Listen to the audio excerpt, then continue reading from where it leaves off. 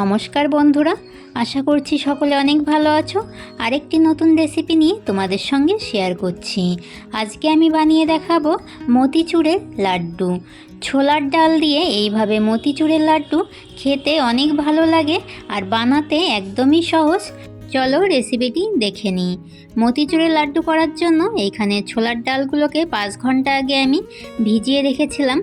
এই দেখো ডালগুলো একদম ভালোভাবে ভিজে গেছে, একদম ভেঙে যাচ্ছে। ছোলার ডালগুলো থেকে জলটা ঝরিয়ে নিতে হবে। জলটা ঝরিয়ে 3 মিনিট মতো রেখে দিয়েছিলাম। এবারে মিক্সিং জারে ডালগুলোকে পেস্ট করে নেব। বেশি করার দরকার নেই, হালকা দানাদার মতো থাকবে সেই রকম অবস্থায় সব ডালগুলোকে পেস্ট করে নিতে হবে। তোমাদেরকে একটু পরে আমি দেখিয়ে দিচ্ছি। সব ডালগুলোকে মিক্সিতে পেস্ট করে নেওয়া হয়ে গেছে। এই দেখো দেখতেই পাচ্ছ একদম বেশি পেস্ট করিনি, হালকা দানাদার মতো আছে। এবারে ডালগুলোকে ভেজে নেব। একটু বড়ার আকার শেপ দিয়ে ডালের বড়ার মতো করে এই ডালগুলোকে ভেজে নিতে হবে। তোমরা যারা প্রথম আমার ভিডিও দেখছো, আমার চ্যানেলটিকে সাবস্ক্রাইব করে দিয়ে পাশে থাকা বেল আইকনটি অল করে দেওয়ার অনুরোধ রইল, যাতে আমার নিত্য নতুন রেসিপিগুলো তোমরাই প্রথমে দেখতে পাও। সব ডালগুলোকে বড়ার শেপ করে নিয়েছি। এবারে কড়াইতে দিয়ে দিচ্ছি সাদা তেল। তেলটা গরম করে নিয়ে গ্যাসের আঁচটা একদম লো ফ্লেমে করে দিয়ে এই বড়াগুলো ভেজে নিতে হবে। বড়াগুলো ভাজার সময় খেয়াল রাখতে হবে বড়াগুলো যেন বেশি ভাজা না হয়ে যায়।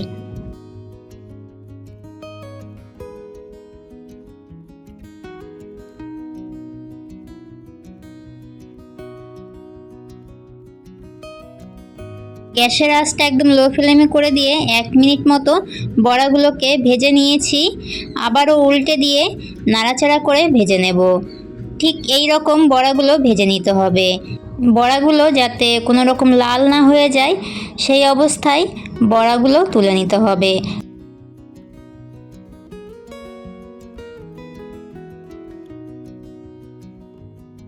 সব বড়াগুলোকে এইভাবে ভেজে নিয়েছি। এবারে বড়াগুলোকে আবারও মিক্সিতে পেস্ট করে নেব। এবারও বড়াগুলো একদম বেশি পেস্ট করলে হবে না, একটু দানাদার মতো থাকবে সেই অবস্থায় বড়াগুলোকে হালকা পেস্ট করে নিতে হবে।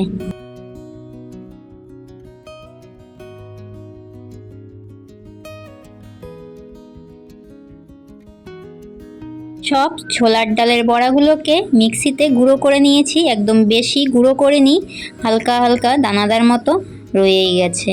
এবারে কড়াইতে দিয়ে দেব চিনি। তোমরা যেরকম মিষ্টি খেতে পছন্দ করো সেই রকম চিনির শিরাটা বানিয়ে নেবে।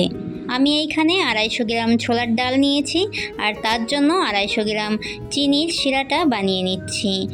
তোমরা যদি মিষ্টিটা একটু বেশি পছন্দ করো তাহলে 250 গ্রাম ছোলার ডালের সাথে 300 গ্রাম চিনির শিরাটা বানিয়ে নেবে। শিরাটা যখনই একটু চিটচিটে ভাব চলে এসছে তখনই এতে দিয়ে দিয়েছি এলাচ আর দিয়ে দিয়েছি কালারের জন্য একটুখানি ফুড কালার। এই ফুড কালারটা তোমরা যে কোনো গ্রসারি কিংবা মুদির দোকানে পেয়ে যাবে। চিনির শিরাটাই যখনই একটু চিটচিটে ভাব চলে এসেছিলো তখনই আমি ছোলার ডালের এই গুঁড়োটা দিয়ে ভালো করে শিরাটার সাথে মিশিয়ে নিয়েছি। মিশিয়ে নেওয়ার পরে নামানোর আগ দিয়ে দিচ্ছি একটুখানি ঘি দিয়ে আর একটু ভালো করে মিশিয়ে নামিয়ে নেব। আমার এই রেসিপিটি ফলো করে তোমরাও বাড়িতে এইভাবে ছোলার ডালের মতিচুরের লাড্ডুটি বানিয়ে নেবে।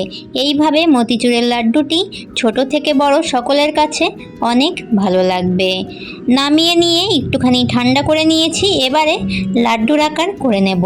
হাতে একটুখানি ঘি মেখে নিয়েছি। এবারে লাড্ডুগুলো বানিয়ে নিচ্ছি। এইভাবে লাড্ডুগুলো বানানো একদমই সহজ। এইভাবে তোমরাও খুব সহজেই ছোলার ডালের মতিচুরের লাড্ডুটি বাড়িতে বানিয়ে নিতে পারবে। আমার এই রেসিপিটি তোমাদের কাছে কেমন লাগলো অবশ্যই একটি লাইক কমেন্ট শেয়ার করে দিয়ে জানিও। সব লাড্ডুগুলো একইভাবে বানিয়ে নেব। আজকের মতো এতটাই। আবারও দেখা হবে নতুন একটি রেসিপির সাথে আগামী দিন।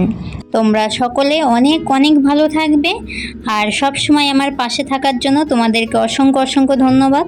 আর আমাকে সব সময় এইভাবেই সাপোর্ট করো। একটা লাড্ডু তোমাদেরকে ভেঙে দেখিয়ে দিচ্ছি ভেতরটা কতটা সুন্দর হয়েছে। এই দেখো এখনও লাড্ডুগুলো গরম রয়েছে। লাড্ডুগুলো যখন একেবারে ঠান্ডা হয়ে যাবে তখন আরেকটু শক্ত হয়ে যাবে। আমার সকল বন্ধুরা অনেক অনেক ভালো থাকবে। সকলকে জানাই টাটা।